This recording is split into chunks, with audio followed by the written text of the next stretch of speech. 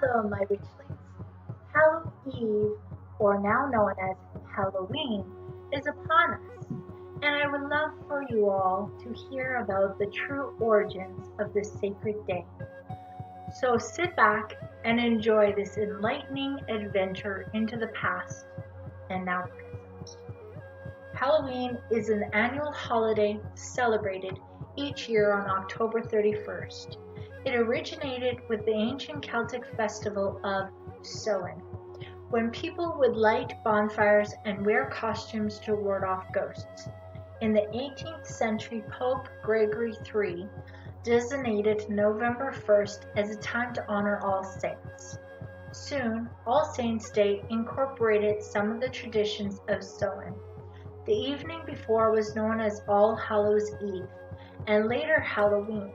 Over time, Halloween evolved into a day of activities like trick-or-treating, carving jack-o'-lanterns, festive gatherings, donning costumes, and eating sweet treats. Halloween's origins date back to the ancient Celtic festival of Sowin. The Celts who lived 2,000 years ago in the area that is now Ireland, the United Kingdom, and northern France celebrated their new year on November 1st. This day marked the end of summer and the harvest and the beginning of the dark, cold winter, a time of year that was often associated with human death. Celts believed that on that night, before the new year, the boundary between the worlds of the living and the dead became blurred. On the night of October 31st, they celebrated Sowin, when it was believed that the ghosts of the dead returned to earth.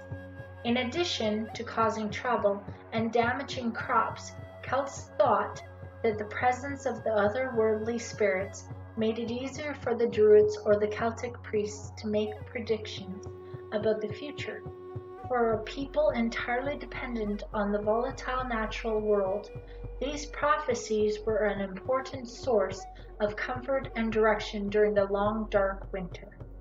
To commemorate the event, Druids built huge sacred bonfires where the people gathered to burn crops and animals as sacrifices to the Celtic deities. During the celebration, the Celts wore costumes, typically consisting of animal head skins and skins, attempted to tell each other's fortunes. When the celebration was over, they relit their hearth fires, which they had extinguished earlier that evening, from the sacred bonfire to help protect them during the coming winter.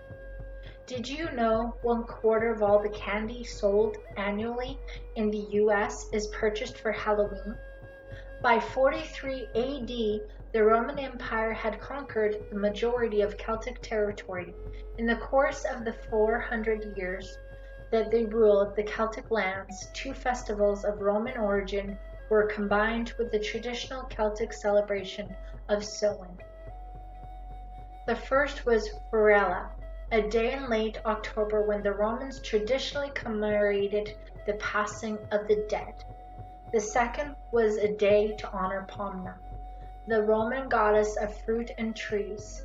The symbol of Pomna is the apple, and the incorporation of this celebration into Sowin probably explains the tradition of bobbing for apples that is practiced today on Halloween. On May 13th, 609 AD, Pope Boniface IV dedicated the Pantheon in Rome in honor of all Christian martyrs, and the Catholic feast of All Martyrs' Day was established in the Western Church. Pope Gregory III later expanded the festival to include all saints as well as all martyrs, and moved the observance from May 13th to November 1st. By the 9th century, the influence of Christianity had spread into Celtic lands, where it gradually blended with and supplemented the older Celtic rites. In 1000 AD, the Church would make November 2nd All Souls' Day, a day to honor the dead. It's widely believed today that the Church was attempting to replace the Celtic festival of the dead with a related Church-sanctioned holiday. All Souls' Day was celebrated similarly to Sowin with big bonfires, parades, and dressing up in costumes as saints, angels, and devils.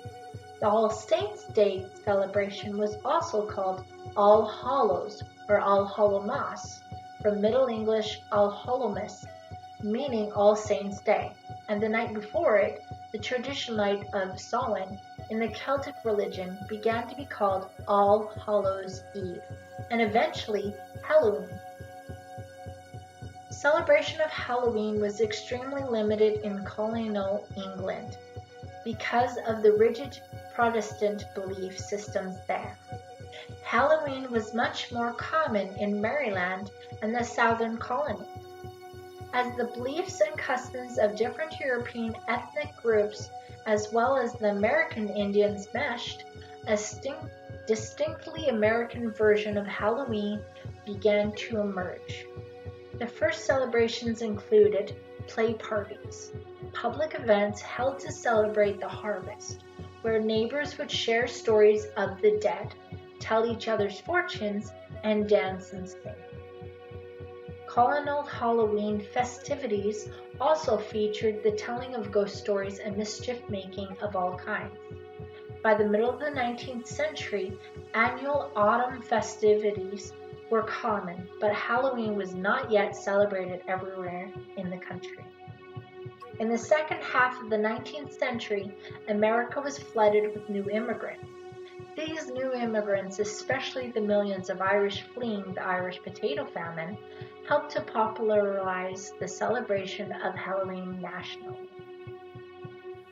Borrowing from Irish and English traditions, Americans began to dress up in costumes and go house to house asking for food or money, a practice that eventually became today's trick-or-treat tradition. Young women believed that on Halloween they could divine the name or appearance of their future husband by doing tricks with yarn, apple parings, or mirrors. In the late 1800s, there was a move in America to mold Halloween into a holiday more about community and neighborly get-togethers than about ghosts, pranks, and witchcraft. At that turn of the century, Halloween parties for both children and adults became the most common way to celebrate the day. Parties focused on games, foods, or the season and festive costumes. Parents were encouraged by newspapers and community leaders to take anything frightening or grotesque out of Halloween celebrations. Because of these efforts, Halloween lost most of its superstitious and religious overtones by the beginning of the 20th century. By the 1920s and 1930s, Halloween had become a secular but community-centered holiday, with parades and town-wide Halloween parties as the featured entertainment. Despite the best efforts of many schools and communities, vandalism began to plague some celebrations in many communities during this time. By the 1950s, town leaders had successfully limited vandalism and Halloween had evolved into a holiday directed mainly at the young. Due to the high numbers of young children during the 50s baby boom, parties moved from town civic centers into the classroom or home where they could be more easily accommodated. Between 1920 and 1950, the centuries-old practice of trick-or-treating was also revived. Trick-or-treating was a relatively inexpensive way for an entire community to share the Halloween celebration. In theory, families could also prevent tricks being played on them by providing the neighborhood children with small treats. Thus, a new American tradition was born, and it has continued to grow. Today, Americans spend an estimated $6 billion annually on Halloween, making it the country's second largest commercial holiday after Christmas. The American Halloween tradition of trick-or-treating probably dates back to the early All Souls' Day parades in England. During the festivities, poor citizens would beg for food and families would give them pastries called soul cakes. in return for their promise to pray for the family's dead relatives. The distribution of soul cakes was encouraged by the church as a way to replace the ancient practice of leaving food and wine for roaming spirits. The practice, which was referred to as going a souling, was eventually taken up by children who would visit the houses in their neighborhood and be given ale, food, and money. The tradition of dressing in costume for Halloween has both European and Celtic roots. Hundreds of years ago, winter was an uncertain and frightening time. Food supplies often ran low, and for the many people afraid of the dark, the short days of winter were full of constant worry. On Halloween, when it was believed that ghosts came back to the earthly world, people thought that they would encounter ghosts if they left their homes. To avoid being recognized by these ghosts, people would wear masks when they left their homes after dark so that the ghosts would mistake them for fellow spirits. On Halloween, to keep ghosts away from their houses, people would place bowls of food outside their homes to appease the ghosts and prevent them from attempting to enter. Halloween has always been a holiday filled with mystery, magic, and superstition. It began as a Celtic end of summer festival during which people felt especially close to deceased relatives and friends. For these friendly spirits, they set places at the dinner table, left treats on doorsteps and along the side of the road, and lit candles to help loved ones find their way back to the spirit world. Today's Halloween ghosts are often depicted as more fearsome and malevolent, and our customs and superstitions are scarier too. We avoid crossing paths with black cats, afraid that they might bring us bad luck. This idea has its roots in the Middle Ages, when many people believed that witches avoided detection by turning themselves into black cats. We try not to walk under ladders for the same reason. This superstition may have come from the ancient Egyptians, who believed that triangles were sacred. It also may have something to do with the fact that walking under a leaning ladder tends to be fairly unsafe. And around Halloween especially, we try to avoid breaking mirrors, stepping on cracks in the road, or spilling salt. But what about the Halloween traditions and beliefs that today's trick-or-treaters have forgotten all about? Many of these obsolete rituals focused on the future instead of the past and the living instead of the dead. In particular, many had to do with helping young women identify their future husbands and reassuring them that they would, someday, with luck, by next Halloween, be married. In 18th century Ireland, a matchmaking cook might bury a ring in her mashed potatoes on Halloween night, hoping to bring true love to the diner who found it. In Scotland, fortune tellers recommend that an eligible young woman name a hazelnut for each of her suitors and then toss the nuts into the fireplace. The nut that burned to ashes rather than popping or exploding, the story went, represented the girl's future husband. In some versions of this legend, the opposite was true. The nut that burned away symbolized a love that would not last. Another tale had it that if a young woman ate a sugary concoction made out of walnuts, hazelnuts, and nutmeg before bed on Halloween night, she would dream about her future husband. Young women tossed apple peels over their shoulders, hoping that the peels would fall on the floor in the shape of their future husband's initials.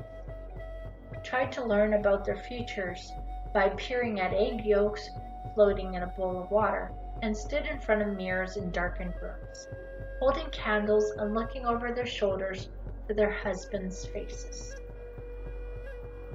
Other rituals were more competitive. At some Halloween parties, the first guest to find a burr on a chestnut hunt would be the first to marry. At others, the first successful apple bobber would be the first down the aisle. Of course, whether we're asking for romantic advice or trying to avoid 7 years of bad luck, each one of these Halloween superstitions relies on the goodwill of the very same spirits whose presence the early Celts felt so keenly. Well, that is all for now, my lovelies. Until we talk again, good night and have a wonderful, blessed Witchling day. Bye for now.